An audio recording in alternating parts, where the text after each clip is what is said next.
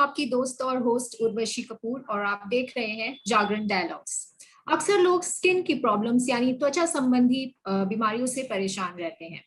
आज जागरण डायलॉग्स के इस सेशन में हम इसी पर बात करेंगे कि बदलते मौसम और कोरोना महामारी के बीच त्वचा का कैसे ख्याल रखना चाहिए, क्या करें और क्या ना करें। मेरे साथ है मेरी को होस्ट रूही परवेज और मेरे साथ जुड़े हैं दो खास मेहमान जिनका मैं परिचय कराना चाहूंगी। So we have with us doctor Pankaj Chaturvedi. He is dermatologist and hair transplant surgeon in New Delhi. Sir, आपका बहुत बहुत स्वागत है। Thank you. और हमारे दूसरे एक्सपर्ट हैं doctor Chaitra Anand. She is a cosmetic dermatologist. Ma'am, आपका भी बहुत बहुत स्वागत है। और अब हम सवालों का सिलसिला शुरू करते हैं। पहला सवाल डॉक्टर पंकज आपसे है। अक्सर लोग इस क्वेश्चन का आंसर चाहते हैं कि हमारा स्किन टाइप क्या है, तो कैसे पहचाने कि आपका स्किन टाइप क्या है। और इस वजह से लोग ऐसे प्रोडक्ट्स यूज कर लेते हैं बिना उनके स्किन टाइप को जाने, ताकि उससे उनको प्रॉब्लम्स भी होती हैं, उनकी स्किन को प्रॉब्लम्स होती हैं। तो ऐसे में प्लीज आप अपने कुछ सजेशंस और अपने व्यूज दीजिए। ये बहुत ही आसान है और बहुत जरूरी भी है, बिकॉज किसी भी चीज, किसी भी प्रोडक्ट को यूज करने से पहले आपको अपना स्किन टाइप जानना बहुत जरूरी है। बहुत ही आसान तरीका है, इसको हम बोलते हैं 1 आवर वॉश टेस्ट। अब इस टेस्ट में हम क्या करते हैं, we take a gentle cleanser. हम बहुत ही एक सॉफ्ट सा जेंटल सा क्लेंजर लेते हैं, अपने फेस को वॉश करते हैं ल्यूकवार्म वाटर से, और उसको वॉश करने के बाद हम उस पर कुछ भी इस्तेमाल नहीं करते, कोई क्रीम या सनस्क्रीन या सीरम कुछ भी नहीं लगाते हैं, और हम 1 घंटे वेट करते हैं। 1 घंटे के बाद अगर आप देखते हैं कि आपकी स्किन नॉर्मल है, उसमें कहीं पे भी बहुत ज्यादा ऑयल नहीं है, बहुत ज्यादा चिपचिपी नहीं है, कहीं बहुत ज्यादा पे ड्राइनेस नहीं है, रेडनेस नहीं है, तो आपकी स्किन नॉर्मल स्किन है। मुख्यतः 5 स्किन टाइप्स होते हैं: normal skin, oily skin, dry skin, combination skin and sensitive skin. तो अगर आपकी स्किन नॉर्मल है तो वो नॉर्मल है। उसके बाद अगर आप देखते हैं कि आपकी स्किन में बहुत ज्यादा ऑयल हो गया है, बहुत ज्यादा शाइन है, हर जगह आपको लग रहा है कि जैसे ऑयल निकल रहा है, ग्रीजी है, तो आपकी स्किन ऑयली है। अगर आप ये देखते हैं आपकी स्किन ड्राई है, आपको थोड़ा सा इरिटेशन हो रहा है, तो इसका मतलब आपकी स्किन ड्राई स्किन टाइप है। अगर आपकी स्किन चीक्स पे थोड़ी सी ड्राई है, चिन के आसपास थोड़ी सी ड्राई है, आपको खुश्की महसूस हो रही है, माउथ के आसपास आपको लगता है थोड़ी सी ड्राइनेस है, फ्लिकीनेस है, लेकिन आपकी टी जोन चमक रही है, शाइन कर रही है, इसका मतलब आपकी स्किन कॉम्बिनेशन स्किन है। और अगर आपकी स्किन रेडिश है, आपको इचिंग हो रही है, इरिटेशन हो रहा है, ऐसा मन कर रहा है आप उसको स्क्रैच करें, जगह जगह आपको रैशेस हो गए हैं, that means your skin is sensitive type. तो ये बहुत ही आसान तरीका है पता लगाने का।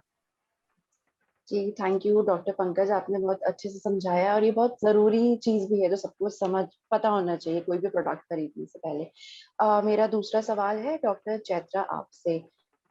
जैसा कि आपने देखा होगा कि डार्क आर्मपिट्स भी एक बहुत कॉमन प्रॉब्लम है, तो इसके पीछे क्या कॉजेज होते हैं और इसका क्या ट्रीटमेंट पॉसिबल है? जो दाग आप बोल रहे हैं वो हम बोलते हैं हाइपर पिगमेंटेशन।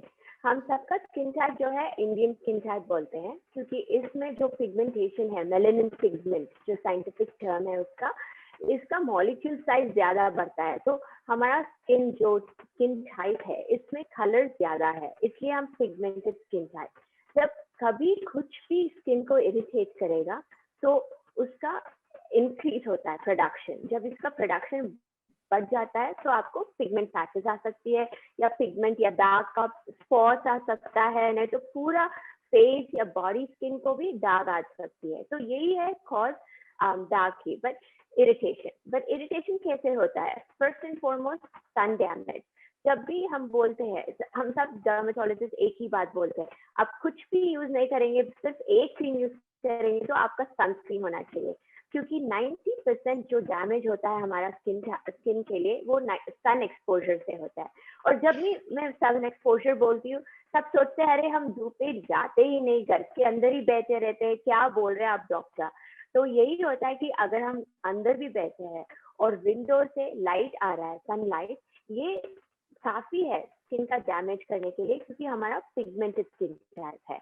और एक है कि अभी वर्क फ्रॉम होम हो रही है, जहां हम कंप्यूटर स्क्रीन और मोबाइल डिवाइसेस के सामने बहुत टाइम स्पेंड करते हैं, तो इससे ये ब्लू लाइट डैमेज से भी दाग आ सकता है। तो सन एक फर्स्ट कॉज सन होता है 90%। सेकेंड होता है हार्मोन चेंजेस, स्पेशली विमेन में एस्ट्रोजन और प्रोजेस्टेरॉन 2 हार्मोन्स का चेंज होता है। जब हम 25 से 75 तक जा रहे हैं, पूरा चेंज होता है। तो जब ये every decade of life 25 to 35, 35 to 45, 45 से ऊपर, तो 35 to 45 हम पेरीमेनोपॉज एज बोलते हैं। यहाँ एस्ट्रोजन कम हो रहा है, प्रोजेस्टेरॉन बहुत ज्यादा कम हो रहा है, तो प्रोजेस्टेरॉन चेंजेस से हमारा स्किन में सेंसिटिविटी आता है, तो इससे आपका पिगमेंटेशन या दाग बढ़ता है। सेकेंड 45 के ऊपर मेनोपॉजल एज है, यहाँ एस्ट्रोजन प्रोडक्शन भी कम हो जाती है, तो अगेन स्किन का ड्राइनेस होती है, तो इससे दाग बढ़ जाती है। तो ये सब कॉमनेस्ट कॉजेज है। इसके अलावा अभी जब कोई अपना होम थेरेपी करेगा और DIY करके अपना स्किन बर्न हो जाता है, केमिकल बर्न, अनियन जूस लगाया, कोई एप्पल साइडर विनेगर लगाया, कोई पोटैटो जूस लगाया, तो ये भी दाग पड़ता है। तो यही कॉजेज है। Thank you so much doctor Chaitra, and I am sure जिनका भी ये सवाल था और जिनको ये समस्या है उनको अपने उसका आंसर मिल चुका होगा। डॉक्टर पंकज, मैं अब आपके पास आना चाहूंगी। अक्सर हम देखते हैं समर्स में या ह्यूमिड वेदर्स में लोगों को हेयर फॉल की समस्या होती है या बालों की प्रॉब्लम्स होती हैं, तो ऐसे में मेरा सवाल ये है कि how frequently should one wash their hair, plus अगर आप कुछ हेयर केयर टिप्स देना चाहें तो। Okay. See, ideally, one should wash the scalp daily or alternate days. ये एक आइडियल सिचुएशन है। अब फीमेल्स में क्या है कि बाल थोड़े लंबे होते हैं, बहुत डिफिकल्ट होता है कि अगर आप डेली वॉश करेंगे तो आप उसको मैनेज नहीं कर पाएंगे। तो फीमेल्स के लिए रिकमेंडेशन है कि समर्स में और मानसून में ऑल्टरनेट डेज हेड वॉश करना चाहिए, और मेल्स को हर दिन करना चाहिए, बिकॉज ये ऐसे सीजन हैं जिसमें मॉइस्चर बहुत ज्यादा रहती है। इसकी वजह से बाल थोड़े से फ्रीजी भी रहते हैं, बैक्टीरियल ग्रोथ का चांस रहता है, डैंड्रफ की प्रॉब्लम्स भी आनी शुरू हो जाती है। तो जितना आप स्कैल्प को क्लीन रखेंगे उतने ये सारे इश्यूज आपको कम आएंगे। अब आती है बात हेयर फॉल की। मानसून अक्सर हम देखते हैं कि मानसून में हेयर फॉल के पेशेंट्स की क्वांटिटी बढ़ जाती है। बहुत ज्यादा हमारे पास पेशेंट्स आते हैं जो बोलते हैं कि हेयर फॉल हो रहा है, और अभी तो कोविड की वजह से भी एक पैरेलल पैंडेमिक चल रहा है हेयर फॉल का, post COVID hair fall, which is also very very common. जिसको भी कोविड हुआ है हेयर फॉल उसको हो ही रहा है। तो मानसून में हेयर फॉल थोड़ा सा बढ़ जाता है, और उसका रीजन है एक फ्रीजीनेस, बाल इंटेंगल्ड हो जाते हैं, बालों का मॉइस्चर का लेवल बढ़ जाता है, और सीजनल वेरिएशंस होते हैं हेयर फॉल में। तो हमें इसमें बहुत ज्यादा चिंता करने की जरूरत नहीं होती है। बालों के लिए सबसे आपको एक खास ख्याल रखना है कि जो हमारा बालों का चक्र है, जिसको हम हेयर साइकिल बोलते हैं, हेयर फॉल उस पर डिपेंडेंट होता है, और उसको रेगुलेट करने के लिए जो सबसे इंपॉर्टेंट चीज है वो है आपका न्यूट्रिशन और आपका स्ट्रेस लेवल। अगर आप एक अच्छी डाइट ले रहे हैं जिसमें एडिक्वेट क्वांटिटी में प्रोटीन है, ग्रीन वेजिटेबल्स हैं, विटामिन हैं, फ्रूट्स हैं, तो आमतौर पे आपको आपके बालों की हेल्थ ठीक रहेगी। अगर आपका न्यूट्रिशन ठीक नहीं है तो आपके बालों को गिरने का एक बहाना चाहिए, चाहे वो मानसून हो, चाहे वो डैंड्रफ हो, चाहे वो कोई भी सीजनल चेंज हो, आपके बाल गिरने शुरू हो जाएंगे। तो इन चीजों का खास ख्याल रखना है। Nutrition is the most important thing. बाकी एक बहुत बड़ा मिथ है कि तेल लगाने से और ऑयलिंग से हमारे बालों की ग्रोथ होती है, जो कि बिल्कुल भ्रामक है। आप सिर पे क्या लगाते हैं इससे बालों की ग्रोथ पे ज्यादा कुछ खास फर्क नहीं पड़ता। ऑयलिंग कंडीशनिंग का काम करती है। तो डाइट सबसे इंपॉर्टेंट है, प्लस एक जो स्ट्रेस है आपका, चाहे वो फिजिकल स्ट्रेस हो चाहे वो इमोशनल स्ट्रेस हो, वो थोड़ा सा हमें कंट्रोल रखना चाहिए, तो हेयर फॉल ठीक रहेगा। जी थैंक यू डॉक्टर पंकज। जिन लोगों को मानसून या गर्मी के मौसम में हेयर फॉल की प्रॉब्लम हो रही है, तो आपको पता है कि आपको ज्यादा चिंता नहीं करनी है और अपने न्यूट्रिशन का ख्याल रखना है। मेरा अगला सवाल है डॉक्टर चैत्रा आपसे। जैसा कि अभी हमने हाइपर पिगमेंटेशन की बात की, कई बार लोगों के चेहरे पे भी आप टाइनी ब्राउन स्पॉट्स देखते हैं और जो एज के साथ बढ़ते जाते हैं, तो क्या ये भी हाइपर पिगमेंटेशन का हिस्सा है या this is something else? You're talking about tiny brown spots, है ना? Right right.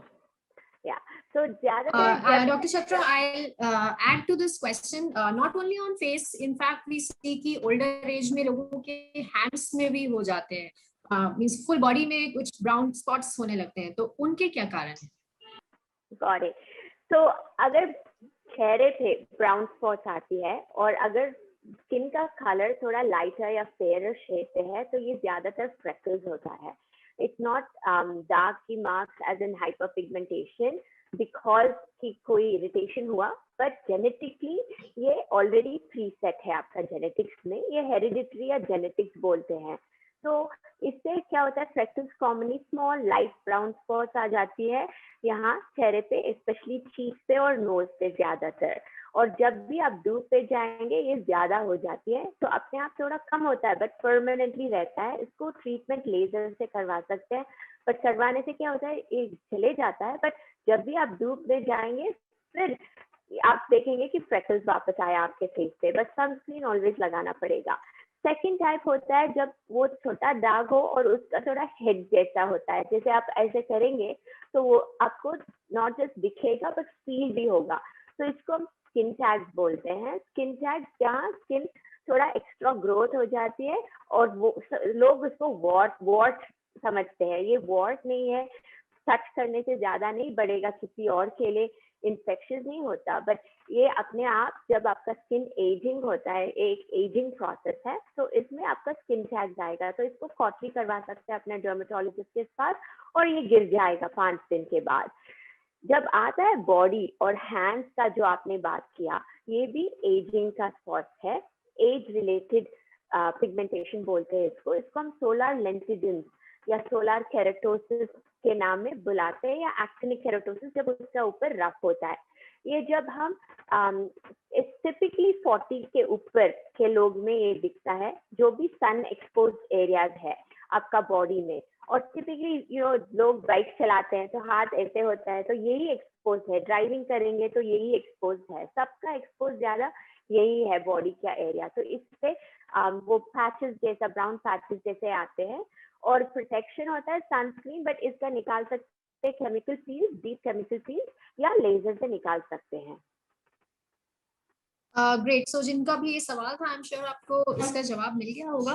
अगला सवाल है मेरा डॉक्टर पंकज आपसे. अभी हम कुछ ही देर पहले बात कर रहे थे कि जिनको कोविड हुआ उनको हेयर फॉल की भी समस्या हुई. सिमिलरली जिनको भी कोविड हुआ उनको स्किन रिलेटेड इश्यूज भी हुए. तो ऐसे लोग जिनको ये दोनों स्किन या हेयर रिलेटेड प्रॉब्लम्स हुई, उससे वो अब कैसे उसका क्या ट्रीटमेंट्स है, ट्रीटमेंट ऑप्शंस हैं, आगे चल के उनको किन बातों का ख्याल रखना है? पोस्ट कोविड हेयर लॉस का जो प्रमुख कारण है वो एक कंडीशन है जिसे बोलते हैं टीलोजन इफ्लूवियम. ये साइंटिफिक नेम है. अब ये है क्या? कोविड एक तरह का स्ट्रेस है. बॉडी पे एक बहुत ही मेजर स्ट्रेस आता है, फिजिकल स्ट्रेस, और बॉडी के एनर्जी रिक्वायरमेंट्स बढ़ जाती है. इस कंडीशन में क्या होता है कि बॉडी जितने भी नॉन एसेंशियल फंक्शंस हैं उनसे सारा जो ध्यान है वो हटा के अपने सेंट्रल फंक्शंस पे फोकस करती है, क्योंकि बॉडी को सर्वाइव करना है, डिजीज से फाइट करना है. तो इसकी वजह से जो बाल है उनके न्यूट्रिएंट्स की सप्लाई कम होती है, बिकॉज हमारे बाल तो नॉन एसेंशियल है, कोई बायोलॉजिकल काम नहीं करते वो. इसकी वजह से बालों को एक शॉक लगता है और उसकी शॉक की वजह से वो एक जो ग्रोइंग फेज होता है उससे प्रीमैच्योरली, समय से पहले शेडिंग फेज में चले जाता है. और इसकी वजह से टिपिकली 6 to 8 वीक्स लेटर, 6 से 8 हफ्ते के बाद मैसिव हेयर फॉल देखने को मिलता है, क्योंकि जो हमारा हेयर साइकिल था वो डिस्टर्ब हो गया. अब ये अगर आपको फीवर रहा है कोविड के वक्त 3 से 4 दिन और मॉडरेट टू सीवियर कोविड रहा है, तो इस हेयर फॉल का होना तय है, इसको आप रोक नहीं सकते. हाँ, लेकिन आपको ये समझना है कि ये सेल्फ लिमिटिंग कंडीशन है. इसके लिए पैनिक करने की जरूरत नहीं है, क्योंकि ज्यादातर लोगों में ये खुद ब खुद 6 मंथ्स के अंदर ठीक हो जाता है. 3 से 4 महीने तक बाल गिरते हैं, उसके बाद उनकी रिकवरी शुरू हो जाती है और वो ग्रो कर जाता है. बट कुछ लोगों में ये क्रोनिक भी हो सकता है, लंबे समय तक भी गिर सकता है. अब इसके लिए करना क्या है? बात फिर से वही आती है, nutrition, protein rich diet, multivitamins. Also किसी डर्मेटोलॉजिस्ट को जरूर दिखाएं, क्योंकि कई बार ऐसा आपको लग सकता है कि ये टीलोजन इफ्लूवियम है, बट वो हो सकता है कोई और कंडीशन हो. तो ये हो गया बालों का. कई बार ऐसा होता है कि 3 से 4 महीने तक शेडिंग होती रहती है, वो कंट्रोल नहीं होती, हम वेट करते रहते हैं कि बाल, हाँ डॉक्टर ने तो बताया था कि वो अपने आप ठीक हो जाएंगे, बट वो ठीक नहीं होते। तो ऐसे कंडीशन में ट्रीटमेंट्स हैं जैसे पीआरपी थेरेपी, कुछ सोल्यूशंस हैं, कुछ सप्लीमेंट्स हैं जिनको इस्तेमाल करके हम आपका हेयर फॉल कंट्रोल कर सकते हैं और ये बाल खुद ब खुद रीग्रो कर जाता है। स्किन में मेजर जो हमें इश्यूज देखने को मिलते हैं वो ऑल्टर्ड इम्यून रिस्पॉन्स की वजह से देखने को मिलते हैं। जैसे हमें पता है कि कोविड एक ऐसी कंडीशन है जो हमारे इम्यून सिस्टम को बहुत ही ज्यादा डिस्टर्ब करती है। तो इसकी वजह से कोविड के बाद हमने देखा कि बहुत सारे पेशेंट्स को रैशेस शुरू हो गए, जिनको अर्टिकेरिया बोलते हैं। उनको अचानक से इचिंग शुरू हो जाती है बॉडी में। कई लोगों को कई जगह जगह पे एक्जिमा हो गया, कई लोगों को हर्पीज ज़ॉस्टर जैसी कंडीशन हो गई जो एक पेनफुल रैश होता है। तो ये सारी कंडीशंस ऑल्टर्ड इम्यूनिटी की वजह से होती हैं, जिनके ट्रीटमेंट बहुत ही आसान है। अगर आपको इस तरह की कोई भी प्रॉब्लम होती है तो आप अपने किसी पास के डर्मेटोलॉजिस्ट से कंसल्ट कर सकते हैं। अब इस पूरे कोविड एरा में हमें 2 चीजें और देखने को मिली है स्किन से रिलेटेड। एक है हैंड डर्मेटाइटिस। आपने देखा होगा अक्सर लोग कंप्लेन करते हैं कि डॉक्टर मेरे फिंगर्स के बीच में रैश हो गया, बहुत ज्यादा इचिंग हो रही है। और इसका जो मेन कारण है वो है फ्रीक्वेंट यूज ऑफ सैनिटाइजर। अब सैनिटाइजर से तो हम बच नहीं सकते कोविड एरा में, हमें सैनिटाइज करने पड़ते हैं हैंड्स। बट जितने भी सैनिटाइजर्स हैं, चूंकि ये अल्कोहलिक हैं, ये हमारी स्किन के बैरियर को डैमेज करते हैं। तो जितनी बार भी आप हैंड्स को सैनिटाइज करें, कोशिश करें कि उसके बाद एक अच्छे मॉइस्चराइजर का इस्तेमाल करें, तो आपको ये जो हैंड डर्मेटाइटिस है ये चीज नहीं होगी।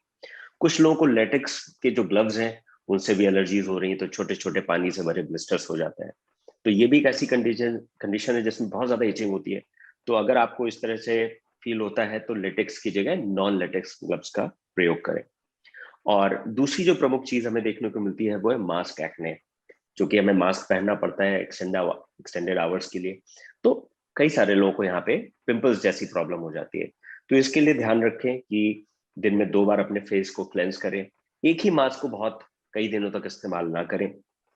एक मॉइस्चराइजर जो भी आप इस्तेमाल करते हैं तो वो ग्रीजी नहीं होना चाहिए, वो वाटर बेस्ड होना चाहिए। और कुछ फेस वॉश है ओवर द काउंटर अवेलेबल है, जैसे salicylic acid based face wash, तो इनका आप इस्तेमाल कर सकते हैं, तो आप इन प्रॉब्लम से बचे रहेंगे। जी thank you so much doctor मैं एक पंकज, ये पॉइंट बहुत ऐड करूं?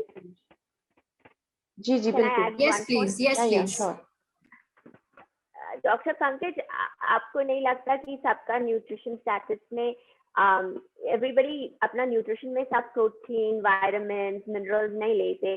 तो हम क्या करते हैं हमारा प्रैक्टिस में एक्चुअली, जब किसी को थैलोजेन एफ्लुवियम होता है पोस्ट कोविड का हेयर फॉल जिसको ज्यादा होता है, अपने आप ग्रो हो सकती है, बट समटाइम्स थिनर हेयर निकलती है, इस हेयर का वॉल्यूम कम हो जाता है, नहीं तो ब्रिटलनेस आ जाती है और बाल जल्दी ब्रेक होती है। तो इसलिए हम ऑलवेज सप्लीमेंटेशन 3 से 4 महीने के लिए दे देते हैं, जिसको थैलोजेन एफ्लुवियम है। और जैसे डॉक्टर पंकज ने बोला, जब भी हेयर फॉल होता है आप जाके एक बार अपना डॉक्टर से कंसल्ट कर दीजिए।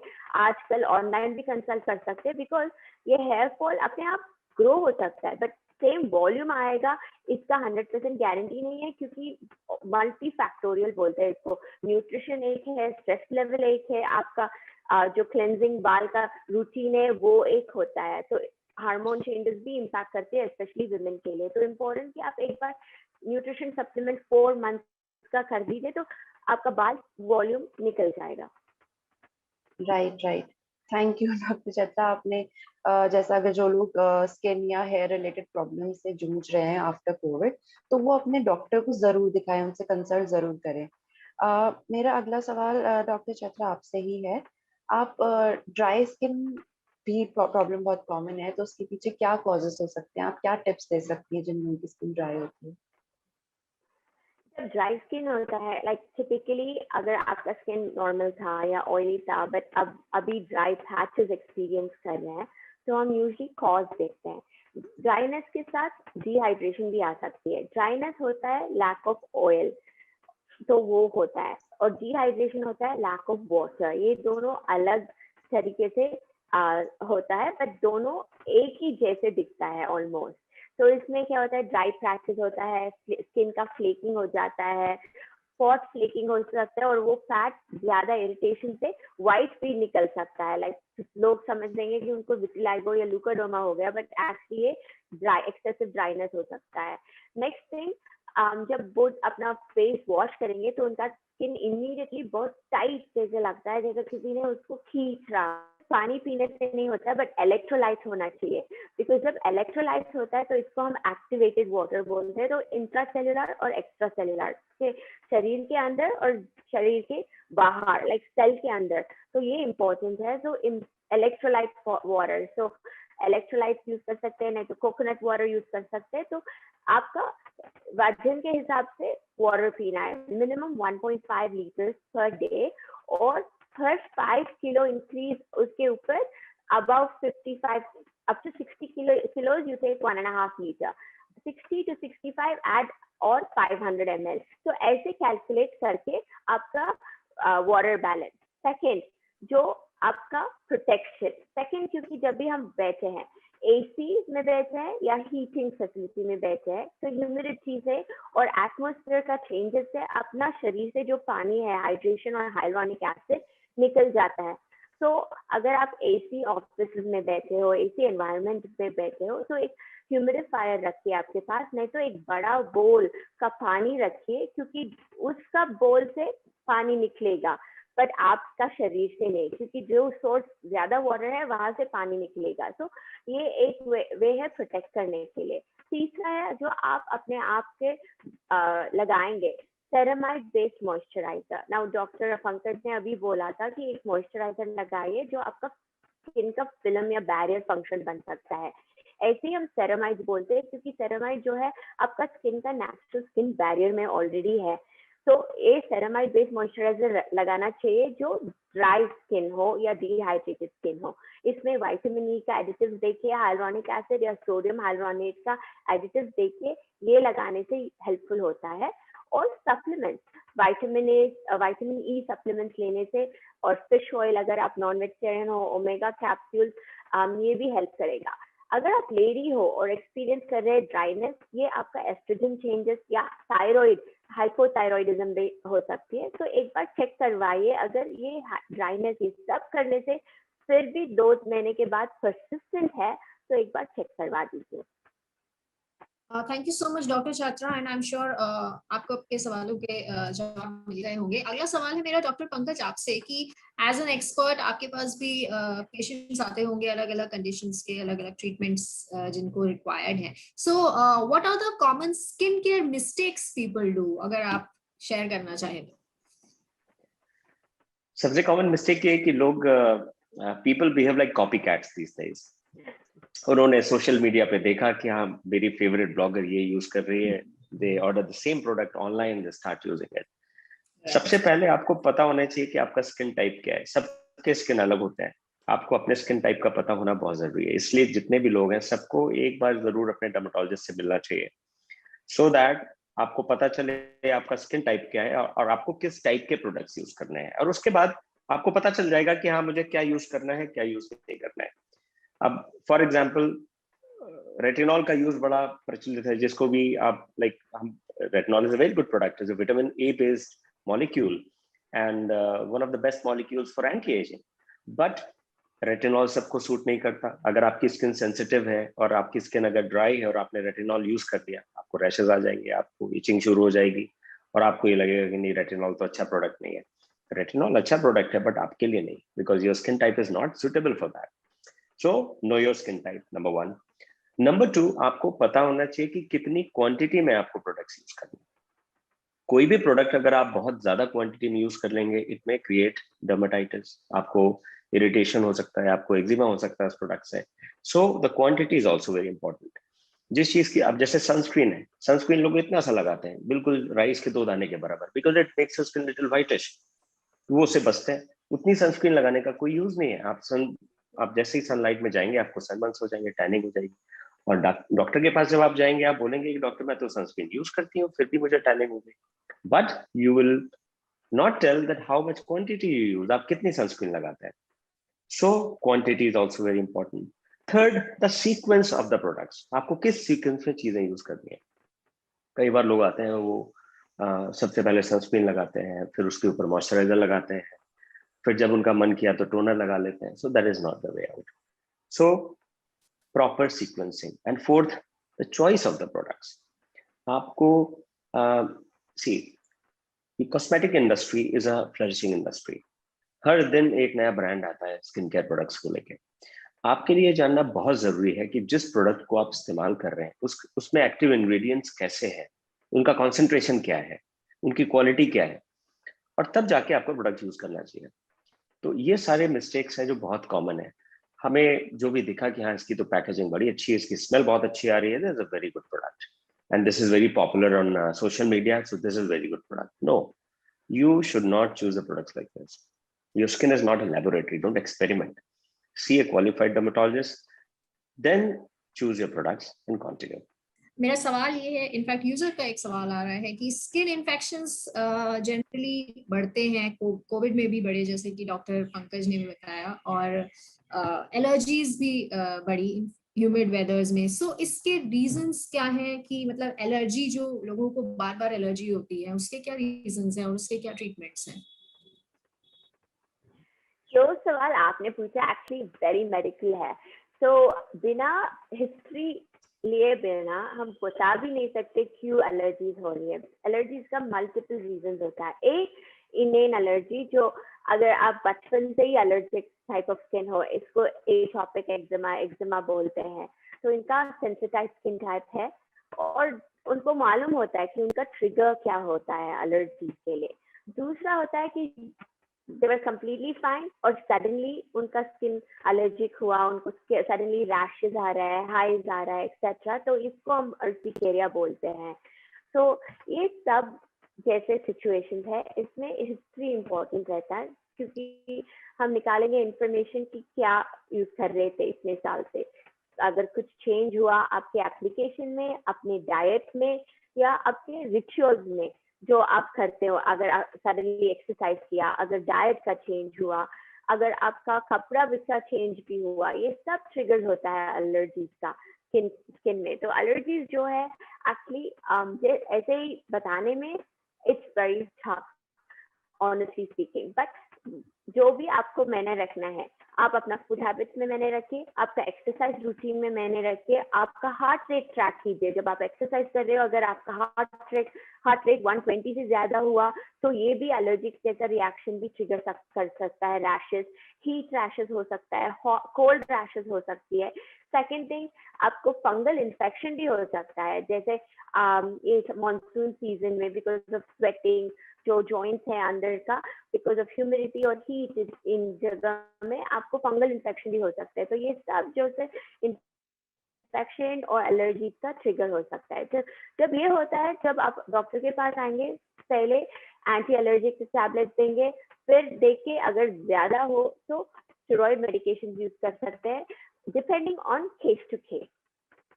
एक चीज में और इसमें और छोटी सी ऐड करना चाहूंगा.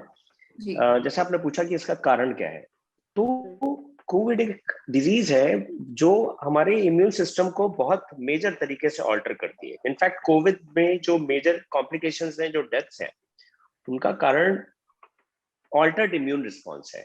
साइटोकिन स्टॉर्म का आपने जैसे नाम सुना होगा, जो पेशेंट आईसीयू में एडमिटेड होते हैं.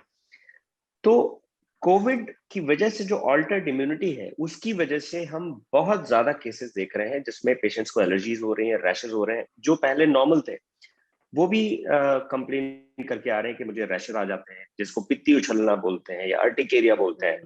और कई ऐसे पेशेंट्स जिन्होंने रिसेंटली वैक्सीनेशन लिया है, उनमें भी हम देख रहे हैं कि कई बार कुछ दिनों तक एलर्जिक सिम्टम्स रहते हैं. तो इनसे घबराएं नहीं, ये शॉर्ट टर्म इश्यूज हैं और they can easily B tackled. But main issue is ordered immune response of the body. और बाकी जो मैंने जैसा आपको बताया कि दूसरे जो एलर्जीज हैं वो कॉन्टैक्ट एलर्जीज हैं, सैनिटाइजर से एलर्जीज, ग्लव्स से एलर्जीज, मास्क का जो फैब्रिक है उससे एलर्जीज और रैशेज आना, they can be treated. Alright, so thank you so much doctor Pankaj and doctor Chitra, अपना कीमती समय हमारे साथ हमारे लिए निकालने के लिए, और हमारे दर्शकों के सारे क्वेश्चंस का आंसर्स आपने काफी अच्छे से दिया. और सवाल हमारे पास और भी आ रहे हैं लेकिन समय हमारे पास कम है, इसलिए इस सेशन को हम यहीं वाइंड अप करते हैं. हमारे सभी दर्शकों का बहुत बहुत शुक्रिया हमारे साथ जुड़ने के लिए। Ruhi, thank you so much for joining us. So thank you so much everyone. अब नेक्स्ट वीक वेडनेसडे को हम फिर मिलेंगे नए एक्सपर्ट्स के साथ, एक नए हेल्थ टॉपिक को डिस्कस करेंगे। तब तक के लिए सबका बहुत बहुत शुक्रिया।